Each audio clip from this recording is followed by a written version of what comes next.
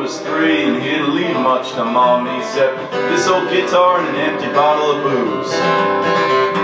Now I don't blame him because he run and hid, but the meanest thing that he ever did was, before he left, he went and he named me Sue. Well, he must have thought that it was quite a joke, and it got lots of laughs from lots of folk. It seems I had to fight my whole life through. Some gal giggle and I'd get red, and some guy to laugh and I'd bust his head. I tell you, life ain't easy for a boy named Sue. Well, I grew up quick and I grew up mean, and my fists got hard and my wits got keen, and I'd roam from town to town to hide my shame. But I made a vow to the moon and stars that I'd search them honky-tonks and bars, and I'd kill the man that gave me that awful name. Well, it was Gatlinburg in mid-July, and I just hit town and my throat was dry, so I thought I'd stop and have myself a brew. At an old saloon on a street of mud, there at the table, dealing studs, sat the dirty mangy dog that named me Sue.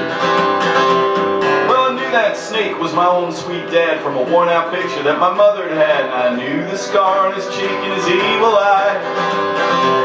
He was big, bent, and gray, and old, and I looked at him and my blood ran cold, and I said, "My name is Sue. How do you do now?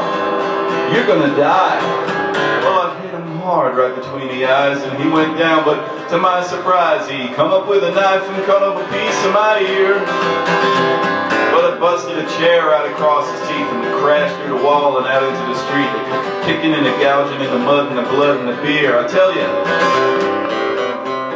fought tougher men, but I really can't remember when. He kicked like a mule, bit like a crocodile.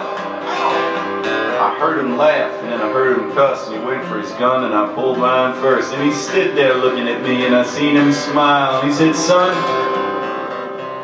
this world is rough, and if a man's gonna make it, he's gotta be tough." And I knew I wouldn't be there to help you all along. So I give you that name and I says goodbye. I knew you'd have to get tough or die, and it's the name that helped to make you strong. And he said, "Now you just fought one hell of a fight, and I know that you hate me and you got the right to kill me now. I wouldn't blame you if you do.